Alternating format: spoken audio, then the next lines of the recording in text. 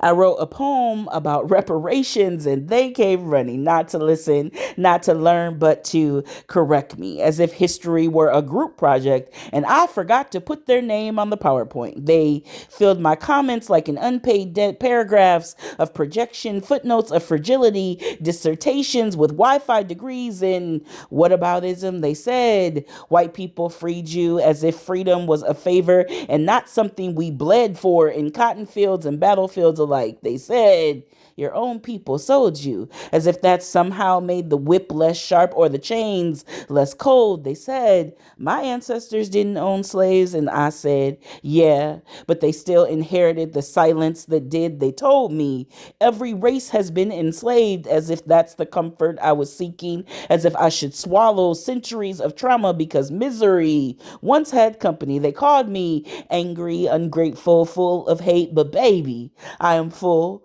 of memory, full of names they tried to forget, full of ghosts who taught me to write in tongues white comfort still can't translate. They said I should thank their ancestors for dying in a war that freed mine, as if justice can be measured in casualties, as if emancipation came wrapped in a bow and not branded on our bodies. Then came the ones with logic that poor white family couldn't afford slaves. And I said that didn't stop them from affording whiteness, because whiteness was always the cheapest investment with the highest return. Then came the ones with stats. There are more slaves in Africa today, as if suffering somewhere else is an eviction notice for my grief. They love to outsource accountability, shift it overseas, wrap it in a new accent, pretend it ain't made in America. And oh, the irony, how they scroll into my poem to prove the very point of it, how they type not all white people while proving enough of them, how they accuse me of hate while dripping venom between every comma. You don't spend this much energy defending something that isn't true. You don't write essays in a stranger's comment section unless the mirror made you flinch. They write essays trying to explain why I'm wrong, only to quote my poem back to me like it was their own idea. They call it a rebuttal, but it really is an echo, proof that they heard every word and still refuse to listen.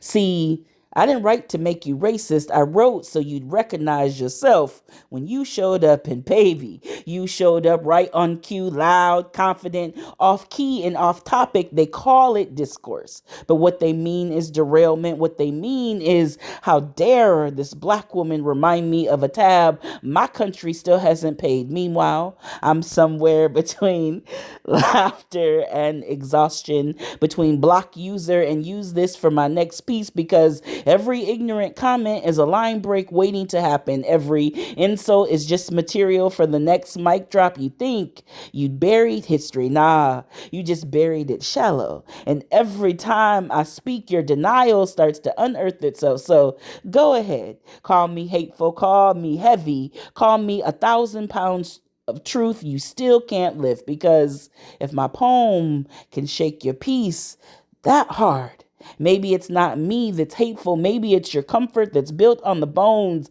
of everything you refuse to face. And if you think my words are heavy, good. They were never meant to be light. They were meant to land.